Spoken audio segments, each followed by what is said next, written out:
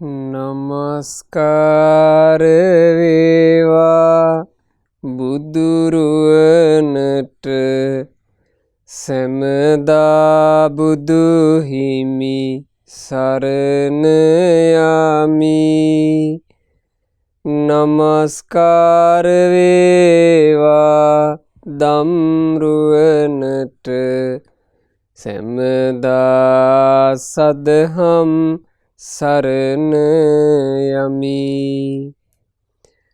නමස්කාර වේවා සංඝරුවනට සැමදා මහා සංඝ සරණ යමි.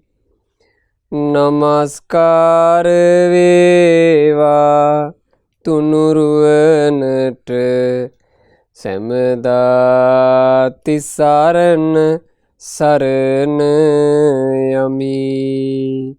සාදු සාදු සාදු. අප හැම දෙනාගේ කල්යාණ මිත්‍ර ගුරුදේවෝත්තම පරම පූජනීය පින්වත් ලොකු ස්වාමීන් වහන්සේ නිදුක්ව නිරෝගව දීර්ඝායුෂ සම්පන්නියම ලබත්වා. සාදු සාදු සාදු. වාසනාවන්ත සදහවත් පින්වතුනේ,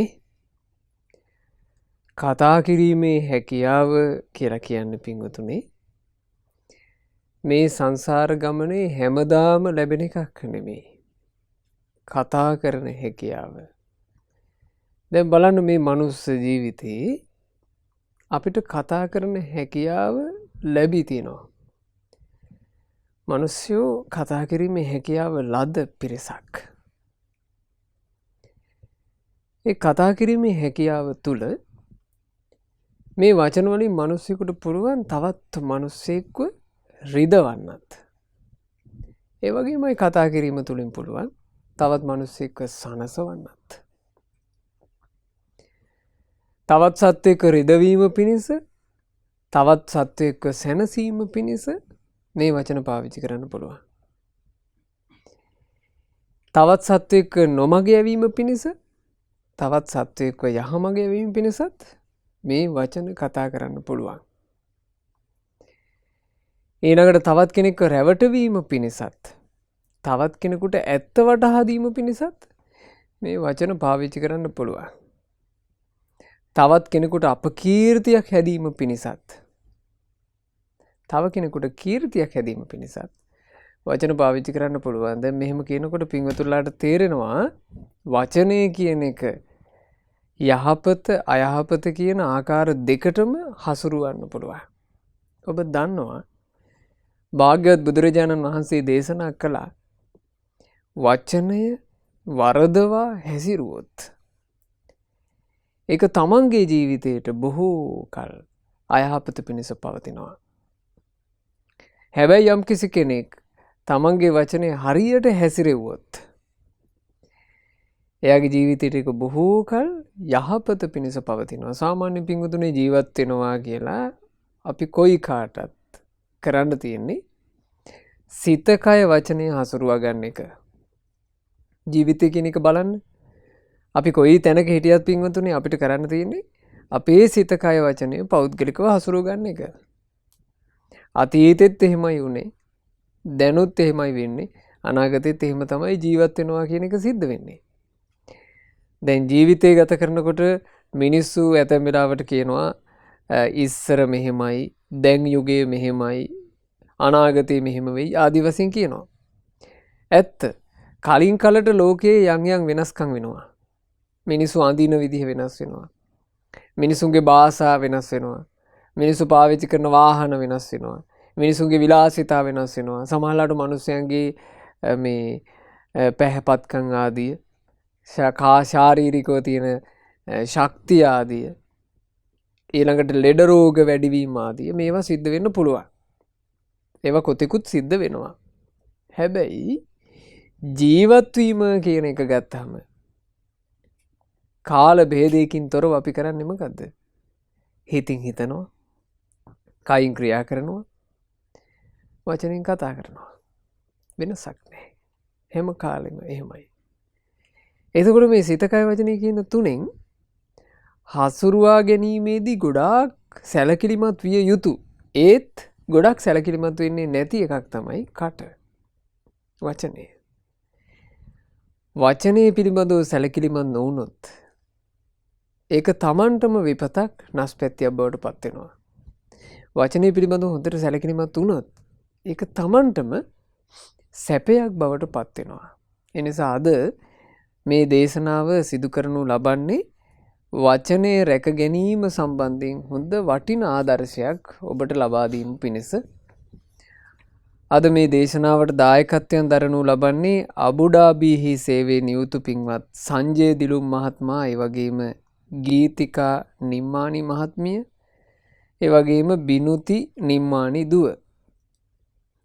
මේ ධර්ම දානයේ පින්වතුන්ලගේ අරමුණු අතරේ තිබෙනවා අවුරුදු 10ක් වයස ඇති බිනුති නිම්මානී දුවගේ අධ්‍යාපන කටයුතු සාර්ථක කර ගන්නටත් ජීවිතයට සියලු යහපත සැලසෙන්නටත් නිරතුරුව කල්යාණ මිත්‍ර ඇසුර ලැබමින් දැහැමින් ජීවිතේ ජය ගන්නටත් මේ ධර්ම දානය හේතු වාසනා වෙත්වා කියන අදහස.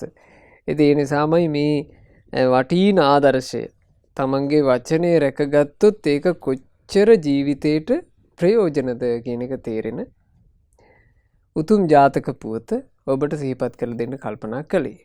ජාතක කතාවේ නම කෝකාලික ජාතකය.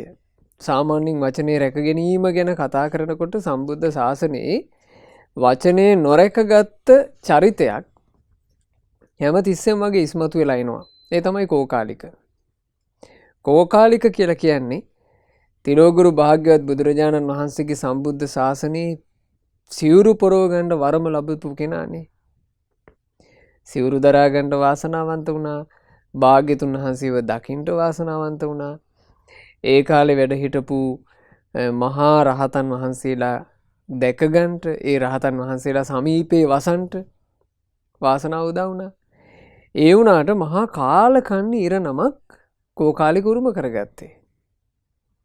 දැන් අපි අද මේ බණ කතා කරනකොට, අද මේ ධර්මයේ දේශනා කරනකොට එදා බුදුරජාණන් වහන්සේ දකිමින් හිටපු, එදා ඒ උතුම් මහා රහතුන් දකිමින් හිටපු කෝකාලික මේ මොහොතේ කොහෙද? පදුම නිරේ.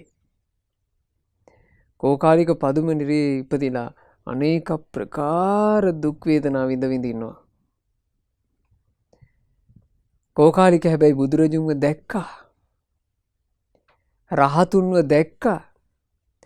බුදුරජාණන් වහන්සේගේ සම්බුදු මුව මඩලෙන් ඒ මිහිරි බ්‍රහ්මස්වරයෙන් දහම් ඇසුවා. සාරිපුත්ත මොග්ගල්ලාන මහරහතන් වහන්සේලාගේ මියුරු ස්වරයෙන් ධර්මය ඇසුවා. ඒත් පදුම නිරේ උපදින්න තරම් ජීවිතේ මහා කාලකන්ණි කරගත්තා කට නිසා. වචනේ හරියට භාවිතා කරගන්න බැරුව ගියොත් මේ වචන නිකුත් වෙන කට පුංචි කියලා නෑ. අපි වචන නිකුත් කරන කට පිංගුතුනේ අඟල් කීපයක පුංචි එකක් තමයි. හැබැයි මේක හරියට පාවිච්චි කරගන්න බැරි වුණොත් එහෙම මේ පුංචි කට මහා විනාශයක් කරනවා. මහා විනාශයක් කරනවා. ඒකට හොඳම සාක්ෂිය තමයි කෝකාලික. ඒ දවස්වල තිරෝගුරු භාග්‍යවත් බුදුරජාණන් වහන්සේ සැවැන්නුවර දෙව්රම් වෙහෙරේ වැඩ වාසය කරද්දී කෝකාලික රටේ කෝකාලික සිටුවරයාගේ කෝකාලික කියන සිටු පුත්‍රයා ගිහි ජීවිතය අත්හැරලා බුද්ධ ශාසනය පැවිදි වුණේ. සිටු පුත්‍රයෙක් එක් රටක ප්‍රධාන සිටුවරයාගේ පුතා, ඒ පුතා තමයි මේ මහණ වුණේ. ඒ සිටුතුමා කෝකාලික රටේම මේ පැවිදි වෙච්චි තමන්ගේ පුත්‍රයා හට විහාරයක් කෙරෙව්වා. ඒ විහාරයට තමන්ගේ පුත්‍රයන් වහන්සේව වැඩම කරවා ගත්තා. එතකොට පැවිද්දට පත්වෙච්චි කෝකාලික වාසය කළේ තමන්ගේ ගමේමයි. තමන්ගේ ගමේ තමන්ගේ පියා ඉතා මනරම් විදිහට කරවපු කෝකාලික කියන විහාරයේ මේ භික්ෂුන් වහන්සේ වැඩ වාසය කළා. මේ කෝකාලික භික්ෂුව මුල් කාලේ සාරිපුත්ත මහරහතන් වහන්සේට හරි ආදරෙයි, හරි ගෞරවයි. මහා මොග්ගල්ලාන මහරහතන් වහන්සේට හරි ආදරෙයි, හරි ගෞරවයි. දැක්ක තැන වන්දනාමාන කරනවා, උපස්ථාන කරනවා. බොහොම යටහත් පැවතුම් පෙන්වුවා. ඉතින් කෝකාලික නිතර දෙවිලේ සාරිපුත්ත මොග්ගල්ලාන මහරහතන් වහන්සේලාට ආරාධනා කරලා තියෙනවා. අනේ ස්වාමීනි, අපි වැඩ ඉන්න ආරාමයට වැඩම කරන්නටකෝ. අපේ ප්‍රදේශයේ ඉන්න පිරිසත් ඔබ වහන්සේලා දකින්න සතුටුයි. ඔබ වහන්සේලාගේ ගුණ අහලා හරියට පැහැදිලා ඉන්නේ. ඒ නිසා ස්වාමීනි, ඔය චාරිකාවේ වැඩම කරන අතරතුරේ අපේ ප්‍රදේශයට පොඩ්ඩක් වැඩම කරන්න ඕක කියලා දැන් එහෙම කෝකාලික ආරාධනා කළා. ඉතින් මේ සාරිපුත්ත මොග්ගල්ලාන මහරහතන් වහන්සේලා ඕක මතක තියාගෙන හිටියේ. ඒ නිසාම එක්තරා වස් කාලයක සාරිපුත්ත මොග්ගල්ලාන මහරහත් දෙනම වහන්සේ මේ කෝකාලිකගේ විහාරයේ වස් එළඹෙන්න තීරණය කළා. ඉතින් වස් එළඹුණා. කෝකාලික මේ දෑගසව්වන් වහන්සේලා තමන්ගේ විහාරයේ වස් එළඹුණා විතරයි මොකද්ද පවිටු කල්පනාවක් නිසා අමුතු විදිහේ වැඩක් කළානේ. අමුතු විදිහේ වැඩක් කළා. මේ වැඩ ඉන්නේ සාරිපුත්ත මහරහතන් වහන්සේය. මේ වැඩ ඉන්නේ මහා මොග්ගල්ලාන මහරහතන් වහන්සේය කියලා මේගොල්ලෝ මේ දායක පිරිසට කෝකාලික කිව්වේ නැහැ. එතකොට රටේ මිනිස්සු කවුරුත් ඒක දන්නේ නැහැ. කෝකාලිකෝක සාරිපුත්ත මොග්ගල්ලාන මහරහතන් වහන්සේලාට කිව්වා, ස්වාමීනි, මම මේ දැනුවත් කළේ නෑ ගම්මුන්ට ඔබ වහන්සේලා වැඩ ඉන්න බව. එතකොට සාරිපුත්ත මොග්ගල්ලාන මහරහතන් වහන්සේලාට හරි සන්තෝෂ වුණා. කිව්වා, ආශ්මතුනි, පොදුවේ සංඝයාට මිනිස්සු අප උපස්ථාන කරාම ඇති. එහෙම විශේෂයෙන් දැනගත්තාම අපටත් කරදරයි.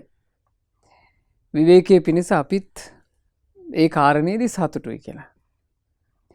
ඉතින් මෙහෙම වස්තු මාසෙම සාරිපුත්ත මොග්ගල්ලාන දෙනම වහන්සේලා තවත් 500 නමක් එක්ක කෝකාලික විහාරයේ කෝකාලික උදෙසා කරවපු ඒ විහාරයේ වැඩ හිටියා. වැඩ ඉඳලා ඔන්න 3 මාසයේ අවසන් වුණාට පස්සේ තමන් වහන්සේට විවේකවත් සැපයීම ගැන කෝකාලිකට පුණ්‍යානුමෝදනාත් කරලා සාරිපුත්ත මොග්ගල්ලාන මහරහතන් වහන්සේලා පිටත් වුණා. පිටත් වෙනකොට කෝකාලික මහා කපටි කෛරාටික වැඩක් කළා.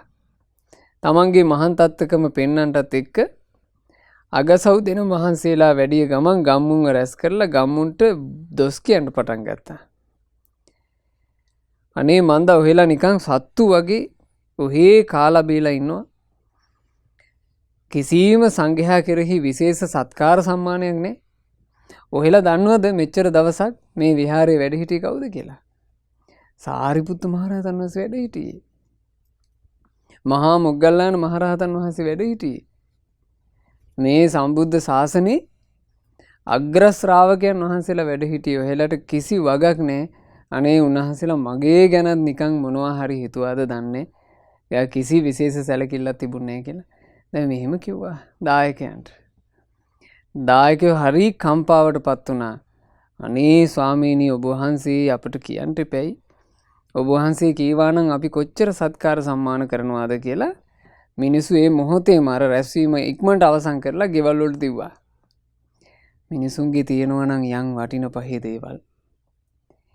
ඒ මොහොතේ මිනිසුන්ට පරක් වෙන්න බෑ. තියෙන වටින පහේ දේවල් ඔක්කොම පොදි බැඳගත්තා. සාරිපුත්ත මහරහතන් වහන්සේ මහා මොග්ගල්ලාන මහරහතන් වහන්සේ උදෙසා මේවා පූජා කරනවා කියලා තමන් ළඟ තිබුණු ගිතෙල්, මීපැණි, සිවුරු ආදී රැගෙන අග්‍ර ශ්‍රාවකයන් වහන්සේලා පසුපස්සේ හඹා ගියා. අනේ උන්වහන්සේලා වැඩම කරන විදිහට වැඩි ඈතකට යන්න බෑ කියලා මිනිස්සු ගියා. කෝකාලිකන් මේ දායක පිරිසට එක රාශි වුණා. කෝකාලිකට මේ අදහස තිබුණේ මිනිස්සු මෙහෙම කලබලෙන් අරගෙන ගිහිල්ලා මහා පරිස්කාර ගොඩක් පූජා කරාම අපේක්ෂාවකින් තොරව දැන් මේ කෝකාලික ප්‍රදේශයේ දාලා, කෝකාලික රට දාලා සාරිපුත්ත මොග්ගල්ලාන මහරහතන් වහන්සේලා වැඩම කරනවනේ. ඒ වැඩම කරද්දී ඔය පිරිකර එකක්වත් අරගෙන යන්නේ නැති වෙයි. උන්වහන්සේලා ওই පූජා කරන පිරිකර ඔක්කොම කෝකාලිකට පවර්ලා යයි. එතකොට එකවර මහා පිරිකර ගොඩක් Tamanට ලැබෙනවා නෝෑ කියලා මෙහෙම අදහසක් කෝකාලිකට තිබෙන බොහොම ලාමක අදහසක්. බලන්න පින්වතුනි, ලාමක අදහසක් විසින් මිනිසියෙක්ව මෙහෙවනකොට ඒ මිනිසයා පුදුම ලාමක වෙනවා. හොඳට මතක තියාගන්න එක. අපි අභ්‍යන්තරේ ලාමක අදහසක් තියාගෙන ඉන්නේ. ඒ ලාමක අදහස විසින් අපිව මෙහෙවද්දී අපි ලාමක භාවයට පත් වෙනවා. අපේ අභ්‍යන්තරේ තියෙන උතුම් අදහසක් නම් උතුම් අදහස විසින් මෙහෙවන කෙනා උතුම් භාවයට පත් වෙනවා. එයාගේ ක්‍රියාව උතුම් දෙයක් බවට පත් වෙනවා. එයා කතා කරන වචන උතුම් වචන බවට පත් වෙනවා. ලාමක අදහසක් ඇති කෙනා කතා කළත් ඒ වචනත් ලාමකයි. එයාගේ ඉලක්ක හැමතිස්සෙම ලාමක ඒවා. එතකොට අර දායකයෝ අග්‍ර ශ්‍රාවකයන් වහන්සේලා බැහැ දැකලා ආදරෙන් වන්දනා කළා, වැඳ වැටුණා. සතුටු කඳුළු මේ හෙලහිලා හඬා වැටි වැටි වන්දනාමාන කළා. කිව්වා නේ ස්වාමීනි, අපේ මේ බදන්ත කෝකාලිකයන් වහන්සේ නොකියන්ට අපි මොකවත් දැනගෙන හිටියේ නෑ. මේ වැඩි අපේ දෑග සව්වන් වහන්සේලා බව. අනේ ස්වාමීනි, අපට පිම්පිනිස මේ පරිස්කාරයෝ පිළිගන්න සේක්වා කියලා මිනිස්සු සාරිපුත්ත මොග්ගල්ලාන දෙනුම් වහන්සේලාට පරිස්කාර පූජා කරන්න ලැහැත්ති වුණා. සාරිපුත්ත මහරහතන් වහන්සේත් මහා මොග්ගල්ලාන මහරහතන් වහන්සේත් කල්පනා කළා දැන් චාරිකාව පිණිස පිටත් වෙලා ඉවරයි. පිරිකර ගත්තොත් එහෙම ඒ පිරිකර වලට පිළිවෙලකට කරන්න දෙයක් මේ මොහොතේ අවස්ථාවක් නැහැ. ඒ නිසා බොහෝම අනුකම්පාවෙන් කරුණාවෙන් කිව්වා පින්වත්නි, දැන් ওই පිරිකර අපිට පිළිගත්තොත් එහෙම කරදරයි. සංඝයාට තුමනා කරන තරම් පිරිකර තියෙනවා. ඒ නිසා අපි පසුව හමු වෙච්ච දවසක ආයෙ ওই පරිස්කාර පූජා කරන්නට. දැන් ওই සියලු පිරිකර පූජා කරන්න එපා කිව්වා. පිරිකර ප්‍රතික්ෂේප කළා. කෝකාලිකගේ හිත ගැටුණා. Tamanට ලැබෙන්න තිබුණු මහා ලාභයක් එක පාර වෙනසුණා වගේ කියලා කෝකාලිකගේ හිත ගැටුණා. ඒ කෝකාලිකගේ හිතේ තියෙන ලාමක අදහසක්. හැබැයි සාරිපුත්ත මහරහතන් වහන්සේ මුගලන් මහරහතන් වහන්සේම කිව්වේ ඇයි? අනුකම්පාවට. ඊට පස්සේ මිනිස්සු කිව්වා අනේ එහෙනම් ස්වාමීනි, ඔබ වහන්සේලා ආයමත් වතාවක් අපේ මේ කෝකාලික රටට වඩින්න ඕන. වැඩලා වස්තුම් මාසයක් ගත කරන්න ඕන. ස්වාමීනි, ඔබ වහන්සේලාට අපි ඉහළින් අප උපස්ථාන කරනවා කියලා. ඉතින් ආය ආරාධනා කළා ගම්මු ටික මේ කෝකාලික රටට. සාරිපුත්ත මහරහතන් වහන්සේත් මුගලන් මහරහතන් වහන්සේත් නිහඬව ආරාධනාව පිළිඅරගෙන වැඩම කළා. කෝකාලිකගේ හිත දැන් අර පළව මුල් කාලේ තිබුණු ප්‍රසාදයෙන් නැහැ. ටික කාලයක් ගත වුණාට පස්සේ සාරිපුත්ත මහා මොග්ගල්ලාන මහරහතන් වහන්සේලා චාරිකාවේ වඩින අතරතුරේ ආයමත් වතාවක් වැඩම කළා මේ කෝකාලික රටේ කෝකාලික විහාරයට. කෝකාලික ඉතින් අර තරහ මරහ ගැන හිතන්නේ නැතුව ගෞරවයෙන් පිළිගත්තා. පිළිඅරගෙන වඩා හිඳෙව්වා. මිනිස්සු එකතු වුණා. මිනිස්සු එකතු වෙනකොට සාරිපුත්ත මහරහතන් වහන්සේ මුගලන් මහරහතන් වහන්සේ එක්ක මහ විශාල 500ක් මහා සංඝයා වැඩ ඉන්නවා. මිනිස්සු අර කලින් දවසේ බැරිවිච්ච පරිස්කාරات එක්ක සෑහෙන පිරිකර ගොඩක් පූජා කරගත්තා. මේ පරිස්කාර ලැබුණාට පස්සේ සාරිපුත්ත මහරහතන් වහන්සේ කල්පනා කරනවා මගෙත් එක්ක මේ පැමිණි සංඝයා නොයෙක් පරිස්කාර අවශ්‍යතාවලින් යුක්ත ඇති. මට ලැබුණු පිරිකර බෙදා දෙන්න ඕනේ මේ ආයස්මතුන් වහන්සේලාට. එතකොට මුගලන් මහරහතන් වහන්සේ සාරිපුත්ත මහරහතන් වහන්සේ තමන් වහන්සේලා දෙනුමට ලැබිච්ච පරිස්කාර අර 500 නම අතරේ බෙදුවා. දැන් කුඩයක් ඕන නම් ඔන්න කුඩයක් දුන්නා. අනිකුත් අපි හිතමු සිවුරක අවශ්‍යතාවයක් තිබුණා සිවුරක් දුන්නා. සෙරෙප්පු අවස්ථාවේ තිබුණු සෙරෙප්පු දුන්නා. දැන් එහෙම එක එක බෙදලා ගියා. අන්තිමේ කෝකාලිකට මොකුත් නැතුව ගියා. කෝකාලිකගේ හිත තදේට ගැටුණා. පළවෙනි පාර ඇති වෙච්ච කේන්තිය එහෙන් ඒ කේන්තිය මේකෙන් දෙගුණ වුණා. කෝකාලිකේ මොහොතේ පටන් තමන්ගේ වචන පාවිච්චි කරන්න පටන් ගත්තා. සාරිපුත්ත මහරහතන් වහන්සේට අපහාස පිණිස තමන්ගේ වචන පාවිච්චි කරන්න පටන් ගත්තා. මුගලන් මහරහතන් වහන්සේට අපහාස පිණිස දැන් එක දිගට අපහාස කරනවා, නින්දා කරනවා. විහාරයේ ඉන්න භික්ෂුන් වහන්සේලාට සාරිපුත්ත මහරහතන් වහන්සේ ගැන දොස් කියනවා. විහාරයට එන උපාසක උපාසිකාවන්ට අගසව් දෙනම ගැන දොස් කියනවා. මේක කොච්චර දෝෂාරෝපණයක් කිරීමක්, කොච්චර නින්දාවක් ගියාද කියන්නේ භාග්‍යතුන් වහන්සේටම ආරංචි වුණානේ. එච්චරට දොස් කිව්වා. බුදුරජාණන් වහන්සේට ආරංචි වුණා. බුදුරජාණන් වහන්සේ මේ කෝකාලිකව කැඳවනවා. බුදුරජාණන් වහන්සේ කෝකාලික භික්ෂුව තමන් වහන්සේ ළඟට කැඳෙව්වා. කැඳවලා අවවාද කළා. කෝකාලික තමන්ගේ කට පරිස්සම් කරගන්න. ඔය කතා කියන්න එපා. සාරිපුත්ත මොග්ගල්ලාණන් ඊටාම ගුණ සම්පන්නයි. ඊටාම සුපේශලයි. ඉක්මනින් ඔය වෛරය අත්හැරලා ඒ දිනම ගැන හිත පහදව ගන්නට කියලා භාග්‍යතුන් වහන්සේ බොහොම කරුණාවෙන් අවවාද කළා. ඒ අවවාදේ කරනකොටත් කෝකාලිකට හිතෙනවා සාරිපුත්ත මොග්ගල්ලාන දෙනුම වහන්සේලා Tamanට වෙනස්කමක්මයි කළේ. මං මේක අතහරින්නේ. කියනවා ස්වාමීනි භාග්‍යතුන් වහන්සේ මට ඔබ වහන්සේ ගැන හිත පහදව ගන්න පුළුවන්. හැබැයි බෑ. ඒ දිනම ගැන බෑ කිව්වා. බුදුරජාණන් වහන්සේ ආයෙ වදාලා. කෝකාලික සාරිපුත්ත මොග්ගල්ලාන දිනම ගැන හිත පහදව ගන්නට වෙනසෙන්න එපා. ස්වාමීනි මං ඔබ වහන්සේ ගැන හිත පහදව ගන්නම්. ඒ දිනම ගැන නම් බෑ. දැඩි අදහසේ හිටියනේ. දැඩි අදහසේ ඉඳලා සාරිපුත්ත මොග්ගල්ලාන දෙනුම් වහන්සේලාට කරන නින්දාව දිගටම කරගෙන යනවා කියන හිතින් භාග්‍යතුන් වහන්සේට වන්දනා කරලා භාග්‍යතුන් වහන්සේ නොපෙනෙන සීමාවට එනකොට බුදුරජාණන් වහන්සේගේ මහා කාරුණික නේත්‍ර සඟල ඉස්සරහා තමන්ගේම දුෂ්ට පාප කර්ම වුණත් කෙනෙකුට විපාක දෙන්නේ. බුදුරජාණන් වහන්සේගේ කරුණාව. හැබැයි භාග්‍යතුන් වහන්සේගේ නිතුමාණෙන් කෝකාලික ඈත් වුණා විතරයි. කෝකාලිකගේ ශරීරේ චූටි චූටි ගෙඩි දැම්මා. ඒ ගෙඩි වේගෙන් ලොකු වුණා. බෙලි ගෙඩි තරම් ලොකු වෙලා ඒවා පුපුරන්න පටන් ගත්තා. ඊටාම දුර්ගන්ධ සැරව වැහි වැහි වද වේදනාව විඳලා කෙදීරි ගගා දැන් කෝකාලික ගිලන් වෙලා. කෝකාලික ගිලන්ව සිටියදී මේ කෝකාලිකගේ ඥාති වෙන එක්තරා කෙනෙක් මරණින් මත්තේ බ්‍රහ්ම ලෝකයේ උපදිලා තුදු කියලා බ්‍රහ්ම රාජ්‍ය බවට පත් වී සිටියා. මේ තුදු බ්‍රහ්මයාට පේනවා දැන් මේ කෝකාලික ලෙඩ ඇඳේ වැටලා කෙඳිරි ගගා ඉන්නේ කර්ම විපාකයක් නිසා.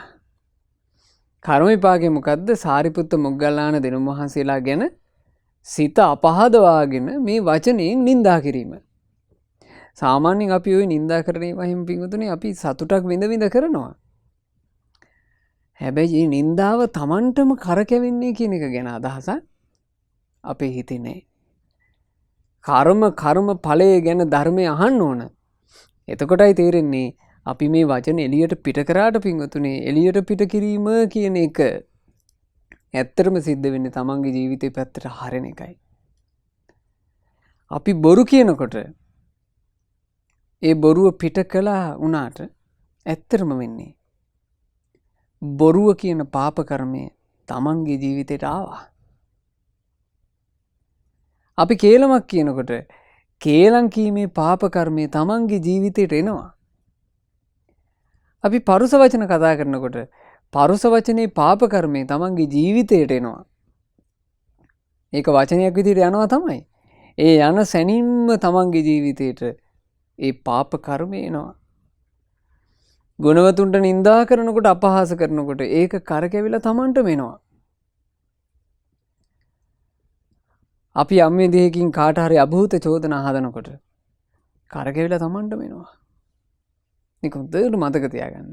මං හිතන්නේ ජීවිතේ හරි වැදගත් එකක් පින්වතුනි. අපි මේ වචන රකින්නවා කියන එක වචන රැකීම තුලින් ජීවිතයකට වැදගත්කමක් උපදිනවා. ඊළඟට වචන රැකීම තුලින් ගොඩාක් දොස් හදා ගන්න පුළුවන්. මොකද අපි හිතමු අපිට කේන්තියක් ගියා කියලා. කේන්තිය ගියපු ගමන් පින්වතුනි ඔබ හිතන්නේ ඉක්මනටම එන්නේ මේ කායික ක්‍රියාව ඇවිස්සෙන එකද වචන ඇවිස්සෙන එකද?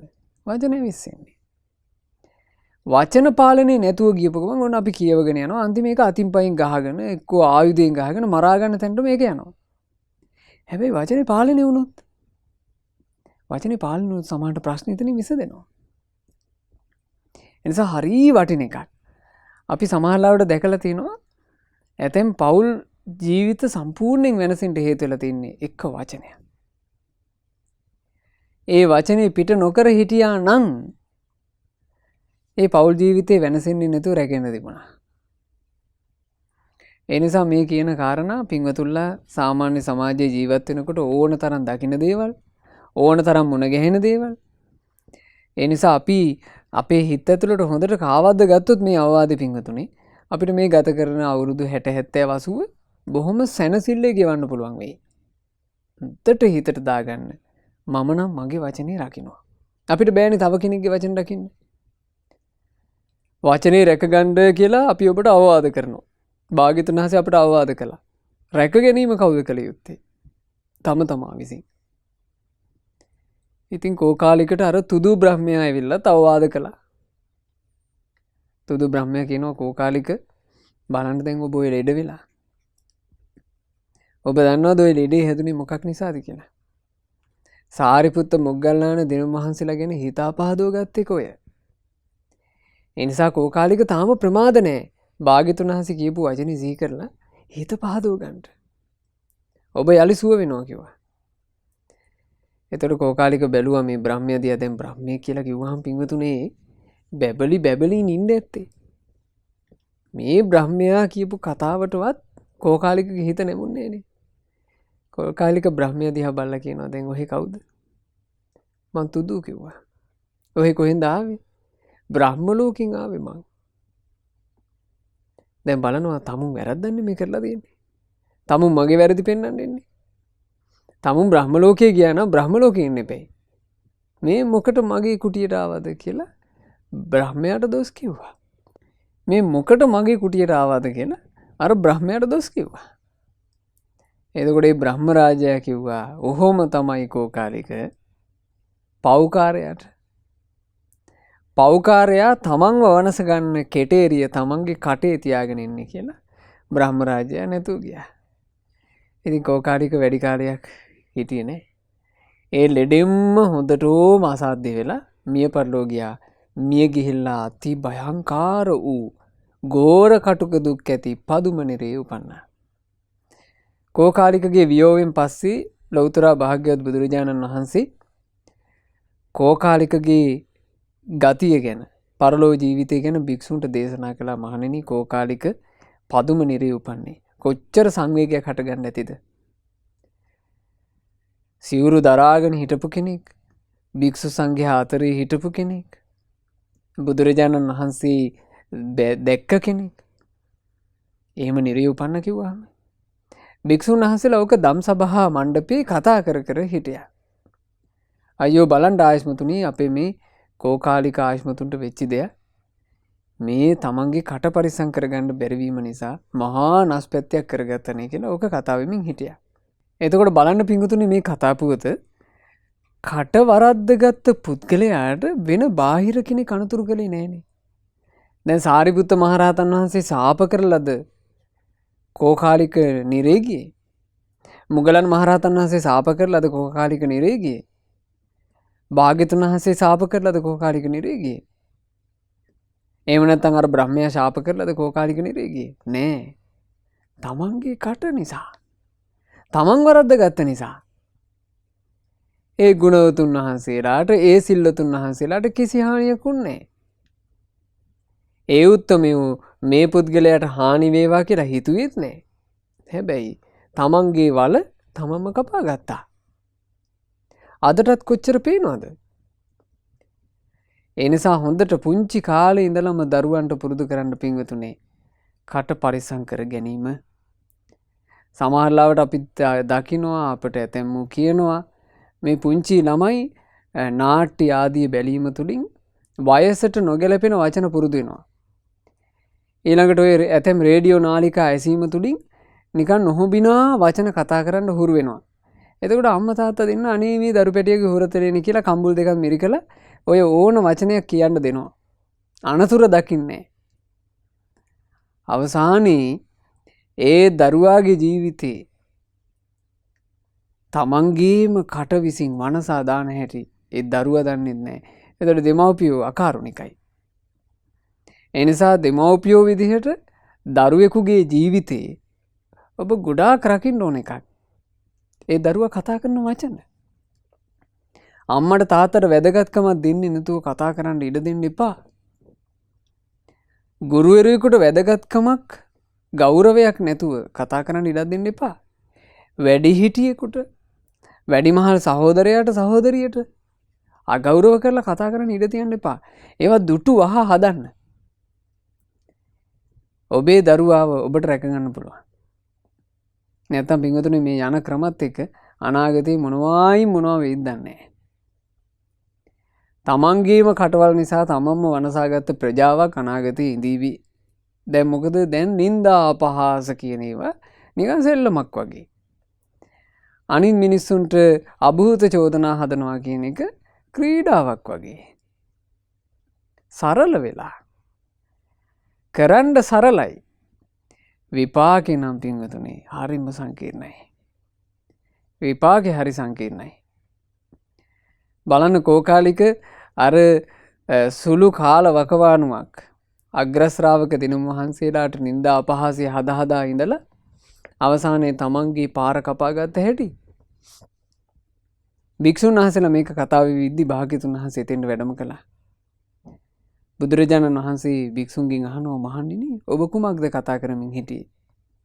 ස්වාමීනි භාග්‍යතුන් වහන්සේ කෝකාලික තමන්ගේ කට නිසා තමන්වම වනසාගත්ත හැටි අපි මේ කතා බහ කරමින් සිටියේ. පින්වත් මහණෙනි කෝකාලික තමන්ගේ කට නිසා තමාවම වනසා ගත්තේ මේ ජීවිතේ විතරක් නෙමෙයි. කලින් ජීවිතෙත් ওই විදිහටම තමන්ගේ කට නිසා වෙනසුණා කියලා බුදුරජාන් වහන්සේ මෙන්න මේ අතීත පුවතේ තමයි කෝකාලික ජාතකය. ගොඩාක් ඉස්සර කාලේ බරණැස්පුරේ බ්‍රහ්මදත්ත කියලා රජෙක් රාජ්‍ය විචාරණ කාලේ අපේ මහා බෝධිසත්වයන් වහන්සේ රජුරවන්ට අර්ථයෙන් ධර්මයෙන් අනුශාසනා කරන ඇමතියෙක් වෙලා හිටියා. මේ බරණැස් රජුරෝ හරියට මේ කට පරිස්සමක් නැතුව වාසය කරපු කෙනෙක්. ඔහේ කතා කරනවා, අවශ්‍ය දේත් කතා කරනවා, අනවශ්‍ය දේත් කතා කරනවා, නිතර දොඩවනවා. අන්න එහෙම වාසය කරපු රජෙක්. කාටත් මේක මහා වදයක් වෙලා තිබ්බා. මේක හේතු ගන්නන විදිහක් නෑ රටේ රජා නිසා. රජවරු කිපෙනවනේ. කිපිච්චි ගමන් ඔය කිපිච්චි රජාට ඒ කටෙන්ම පුළුවන්නේ තමන්ට යහපත පෙන්වලා දෙන්න ඉන කෙනාවත් වනසන්න. ඒ නිසා අනිත් අය කවුරුත් ඉදිරිපත් උන්නේ අපේ බෝධිසත්වයෝ මේකට අවස්ථාවක් බල හිටියා. දවසක් රජුරෝ මගුල් වෙන්නට ගිහිල්ලා මගුල් ගල් තලාවේ වාඩි වෙලා ඉන්නවා. ඔතෙන්ට උඩින් අඹ ගහක් තිබුණා. ඔය අඹ ගහේ පින්වතුනේ කපුටියක් කූඩුවක් හදලා තිබුණා. ඔය කපුටි මේ කූඩුවේ තමන්නේ බිත්තර දැම්මා. කපුටි නැති වෙලාවක් බලලා කෙවිලියක් මේ කපුටිගේ බිත්තර ගොඩේම තමන්ගේ බිත්තරේ දාලා ගියා. සාමාන්‍යව බහලා තියෙනව නේද? ඔය කෙවිලියෝ කපුටන්ගේ කූඩුවේමයි කියනවා බිත්තරේ දාන්නේ. මොකද කපුටු පැටිය වගේමනේ කවුල් පැටිය පුංචි කාලේ එළියට ආවා කියලා හොයන්න බෑ පුංචිම සන්තියේ. එතකොට අර කපුටි විසින්ම කවුල් පැටියාවත් බලා ගන්නවා. ඉතින් ලොකු මහතුනට පස්සේ කවුලා ඉගිල්ලලා යනවා. සාමාන්‍යයෙන් ඒක තමයි වෙන්නේ. ඉතින් මේ කෙවිලිය අර කපුටියගේ බිත්තර තලෙම තමුන්නේ බිත්තරෙත් දාලා ගියා. කපුටිට ඉතින් බිත්තර ගාන ගැන අවධානයක් තිබ්බේ නැහැ. කපුටි තමන්නේ බිත්තරයක් කියලා හිතලා අර කවුල් බිත්තරෙත් රැක්කා. පැට්ටු ටික එළියට ආවා. පැට්ටු එළියට ආවට පස්සේ මේ හරියටම රජ්ජුරුවෝ මේ ගහ යටට ඇවිල්ලා හිටපු දවසේ මේක උනේ. රජ්ජුරුවෝයි බෝධිසත්ව අමාත්‍යවරයා ඉන්නවා. ඉදිද්දී අර කූඩුවේ කෝල් පැටියා අත්තටුවත් හරියට ඇවිල්ලා නැතුව තියෙද්දි එකපාර කෑ ගැහුවනේ. ඒ ගිල්ලලා යන්න තටුත් නැහැ. මේකා කෑ ගැහුවා. කෑ ගහපු ගමන් කපුටි බැලුවා. ඈ මේකාගෙන් එන්නේ අපේ ජාතියේ එවුන්ගේ හඬ නෙවෙයි නෝයි. මේකා මේ අපේ උන්ගේ පෙනුම තිබුණාට මේකාගෙන් එන්නේ වෙන හඬක් නොවේ. මේකාගේ හඬ අපට ගැලපෙන්නේ. මේකා මොකටද මගේ දරුවෙක් විදිහට මං හදන්නේ? කපුටි කෙටුවා. කොටලා මැරෙනකන් කෙටුවා. අවසානයේ මලකඳ උස්සලා කූඩුවෙන් පහළට දැම්මා. හරියටම වැටුනේ මහරජුරුව ළඟට මේ පැටියාගේ මලකඳ. එතකොට රජුරුවෝ කිව්වා අනේ මිත්‍රයා මෙතන මයේ ළඟට මැරුණු කුරුළු පැටියෙක් වැටුණා නොවේ. බලාපන් මොකෙක්ද මෝ කියලා. එතකොට බෝධිසත්වයන්ට ඕන අවස්ථාවක් ආවා. බෝධිසත්වයෝ රජුරුවන්ට කියනවා මහරජුරුවන් වහන්සේ මේ කෝල් පැටියෙක් ආන් අර උඩ තියෙන කපුටු කූඩුවේ තමයි මේකයි ඉන්න ඇත්තේ. බලන්ට දේවයන් වහන්සේ මේකාගේ තාමත් අත්තටු හැදිලා නැහැ. ඉගිල්ලලා යන්න හැකියාවක් නැහැ. සාමාන්‍යයෙන් දේවයන් වහන්සේ කෝල්ලු කොහොමත් කපුටු කූඩුවේ තමයි බිත්තර දාන්නේ. ඒ බිත්තරෙන් පැටව එළියට ආවම සාමාන්‍යයෙන් කෝල් පැටවුන්ට දැනුමක් තියෙනවා. තටු එනකන් කෑ නොගැසිය යුතුයි කියලා. ඒක උපතින්ම උට තියෙන දැනුමක්. දැන් සාමාන්‍ය පිංගුතුනේ දරුවෙකුට හිතන්න දරු පැටියෙක් අම්මා කෙනෙකුට උපදිනකොට ඒ දරුවාට කිරි බොන්න අමුතින් උගන්වන්න ඕනේ නෑනේ. එයා දන්නව නේද අම්මාගේ පියයුරුවෙන් කිරි ටික ඇදලා ගන්න. ඒක කවුරුත් උගන්වන්නේ නෑ එයාට. එයාම දන්නවා අම්මගේ පියයුරුවෙන් තමන්ට කිරි ටික උරලා අරගෙන බඩ පුරව ගන්න.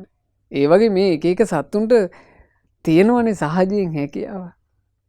කවුලන්ට තියෙනවා කියනවා තටු වෙනකන් කෑ නොගැසිය යුතුයි කියලා දැනුමක්. මේ කාට ඒක තිබ්බේ නෑ. මේ කවුල් පැටියා තටු වෙන්නත් කලින් කෑ ගැහුවා.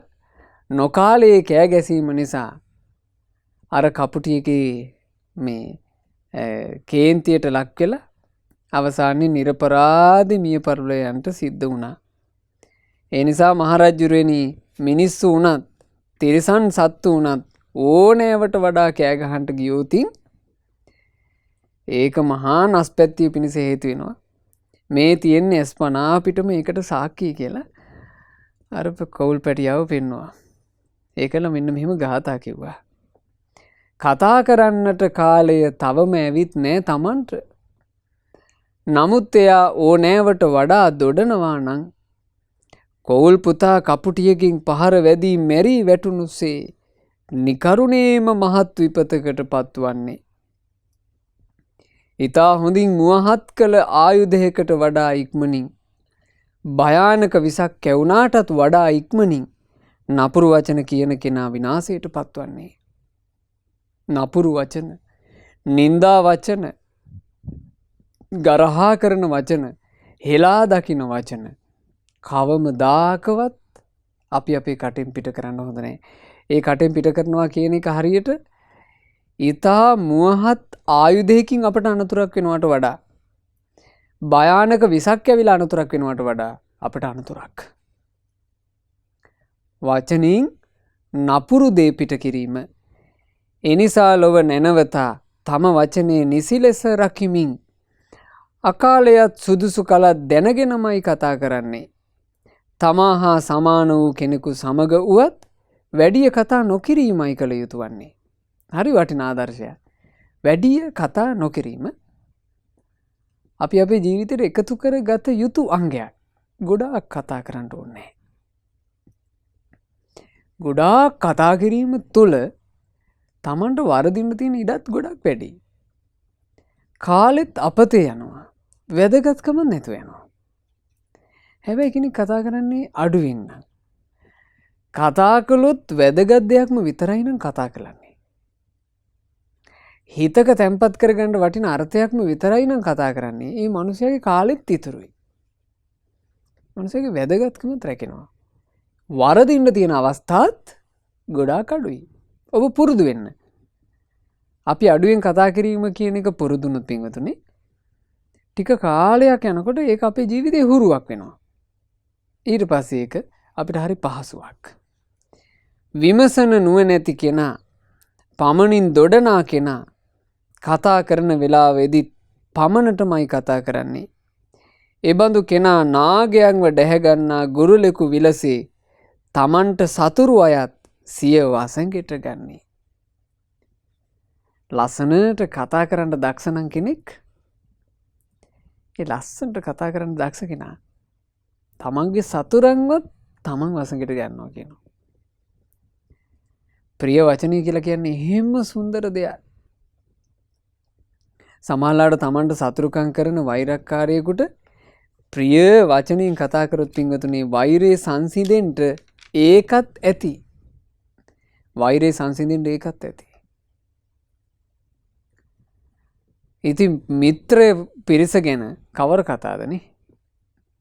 තමන්ගේ ළඟින් ඉන්න අයට අපි ප්‍රිය වචනම නම් කතා කරන්නේ අපේ ජීවිතේ හරි සුවසේ අර එකට ඉන්න අයත් එක්ක සැප සනීපෙන් ගත කරන්න පුළුවන්කම ලැබෙනවා. ඉතින් භාග්‍යවත් බුදුරජාණන් වහන්සේ වදාලා රජතුමනි ඒ නිසා තිරිසනෙක් වෙන්න පුළුවන් මිනිසෙක් වෙන්න පුළුවන්. හඬ නිකුත් කිරීමේ හැකියාව තියෙනවා නම් ප්‍රමාණය දැනකනම හඬ නිකුත් කරන්න ඕන කිව්වා. රජුරු මේක ගත්තා හිතට. එදා ඒ බරණැස් මහරජුරු බෝධිසත්වයන් වහන්සේගේ කාරුණික අවවාදයේ පිහිටලා අවශ්‍ය දෙයට විතරක් කතා කරන රජෙක් වුණා කියනවා. භාග්‍යතුන් වහන්සේ වදාලා මහණෙනි එදා නුසුදුසු අවස්ථාවේ කෑ ගහන්නට ගිහිල්ලා කපුටියකින් පහර කාලා මැරුම් කාපු කෝල් පැටියාව හිටියේ කෝකාලික භික්ෂුවයි. බලන්න. ඒ කාලෙත් නුසුදුසු කාලේ කටපාවිච්චි කරන්න ගිහිල්ලා වෙනසිලා තියෙනවා. රාජ්‍යරුවන්ට අවවාද කරපු නුවණැති අමාත්‍යවරයාව සිටියේ මමයි කියලා භාග්‍යවත් බුදුරජාණන් වහන්සේ මේ අර්ථය වදාළේ. ඊට පස්සේ බුදුරජාණන් වහන්සේ භික්ෂූන්ට කෝකාලික සූත්‍ර දේශනාවක් දේශනා කළා. සුත්ත නිපාතයේ අන්තර්ගත වෙන්නේ. ඒ කෝකාලික සූත්‍රය ගොඩාක් දීර්ඝ දේශනාවක් පින්වතුන්ලා එක කියව ගන්න. එහි භාග්‍යතුන් වහන්සේ මෙහෙම වදාලා. අඥාන තැනැත්තා කුරිරුබස් නිති දොඩමින් තමාවත් නසා ගන්නා ඒ භයානක කෙටේරිය උපදින විටම ඔහුගේ කටෙහි හටගන්නේමය. අනුවණෙක් උපදිනකොටම අරගෙන එන ඒ කට බුදුරජාණන් වහන්සේ වදාළේ තමන්ව වනසා ගන්නා කෙටේරිය බඳුය. අනුවණයාගේ කට පිහිටීම තමන්ව වනසන කෙටේරියක් වගේ. යමෙක් කටෙන් බොරු කියනවා නම් ඔහුට තියෙන කට කෙටේරියක්. යමෙක් වචනයෙන් කේලම් කියනවා නම් ඔහුට තියෙන කට කෙටේරියක්. යමෙක් වචන වලින් හිස් වචන ඔහි කතා කරනවා නම් ඒ කට කෙටේරියක්. යමෙක් වචනෙන් අනුන්ගේ හිත් පාරවන්ටම කල්පනා කර කර පරුස වචන කතා කරනවා නම් ඒ කට කෙටේරියක්. ඊළඟට යම් කිසි කෙනෙක් නොවැදගත් වචන නිකන් සමාජයට නොයා යුතු වචන ලාමක වචන කතා කරනවා නම් මිනිස්සු ඉන්න තැන්වල ඒ කට කෙටේරියක්. අභූත චෝදනා කරනවා නම් ඒ කට කෙටේරියක්. අන් අයට නිନ୍ଦා අපහාස කරනවා නම් ඒ කට කෙටේරියක්. අනුන්ගේ ඇද්ද කුදේ කතා කරනවා නම් ඒ කට කෙටේරියක්. කට කෙටේරියක් කරගත්තොත් පින්වතුනේ ඒ කෙටේරියෙන් වෙනසෙන්නේ තමන්. හොඳට මතක තියාගන්න කෙටේරිය කිව්ව ගමන් කෙනෙකුට හිතෙන්න පුළුවන් ඒ කෙටේරියෙන් අපි අන් අයට පහර දෙනවා කියලා. නෑ මේ කෙටේරිය එහෙම එකක් නෙමෙයි. සාමාන්‍යයෙන් අපි වචන වලට කියනවා තමයි ආයුධ වගේ වචන කියලා. ඒ ආයුධ වගේ වචන කියලා කියන්නේ අනිත් මිනිසුන්ගේ හිත් පෑරෙන නිසා. අපි රළු වචනයක් කතා කරොත් එහෙම මේ වචنين තව මිනිස්සුගේ හිත පාරවන්න පුළුවන් අපි කියනවා නිකන් ඒ වචන කඩු වගේ කියනෝනේ. නමුත් මේ කෙටේරිය කිව්වේ ඒ අදහසින් නෙමෙයි. මේ කෙටේරිය තමන්වම වනසන කෙටේරිය. ඒ තමයි කට. ඒ නිසා කට කෙටේරියක් කර නොගත යුතුයි. අද මේ ජාතක පුවතින් අද මේ ධර්මයෙන් ඔබ ගත යුතු ආදර්ශය අන්නේක තමන්ගේ කට කෙටේරියක් කරගන්න එපා. තමන්ට කතා කරන්න ලැබිච්ච මොහොත පින්වතුනි. මනුස්සයාට සැනසුමක් දෙන්නම යොදා ගන්න. තමන්ට කතා කරන්න ලැබිච්ච මොහොත මනුස්සයාගේ ජීවිතේ අර්ථයක් ලබා දීම පිණිසම යොදා ගන්න. තමන්ට කතා කරන්න ලැබිච්ච මොහොත වචනයෙන් පිනක් කුසලයක් උපදන්නම යොදා ගන්න. හැම දිනාට තමන්ගේ කට කෙටේරියක් නොකරගෙන තමන්ගේ වචනේ රැකගෙන වාසය කරන මේ ගෞතම සාසනයේ මුණ ගැහිච්ච මොහොතේ ගෞතම සාසනය තුල පිහිට පිළිසන්න රැකවරණ සලසා ගන්න වාසනාවන්ත මිනිසයෝ බවට පත් වෙන්න ලැබේවා. සාදු සාදු සාදු. රැස්කලා වූ සියලුම පුණ්‍ය ධර්මයෝ සියලු දෙවියෝ සාදරයෙන් අනුමෝදන් වෙත්වා. පින් අනුමෝදන් වන දෙවියෝ අප හැම දිනාවම යෙහින් රකිත්වා. දෙවියෝද සංසාර දුකින් අත් මිදේවා. සාදු සාදු සාදු. අපගේ ගුරු දෙවිඳුන් පින් අනුමෝදන්ව නිදුක් නිරෝග සුවයත් දීර්ඝායුෂ සම්පන්නියත් ලබත්වා. සාදු සාදු සාදු.